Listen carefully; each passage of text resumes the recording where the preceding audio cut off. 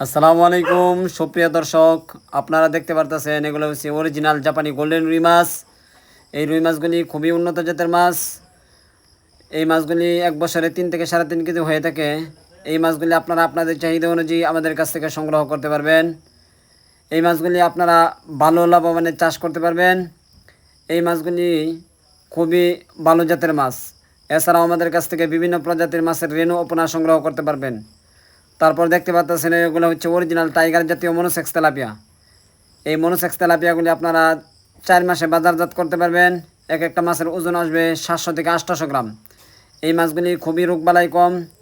এই মাছগুলি আপনারা আপনাদের চাহিদা অনুযায়ী আমাদের কাছ থেকে সংগ্রহ করতে পারবেন। তারপর দেখতে পাচ্ছেন অরিজিনাল দেশি ট্যাংরা মাছের পোনা। এই ট্যাংরা মাছগুলি আপনারা মিশ্র চাষ করতে পারবেন। এই ট্যাংরা মাছগুলি আপনারা আপনাদের চাহিদা অনুযায়ী আমাদের কাছ থেকে সংগ্রহ করতে পারবেন। এই ট্যাংরা মাছগুলি আপনারা আপনাদের চাহিদা অনুযায়ী আমাদের কাছ থেকে সংগ্রহ করতে পারবেন।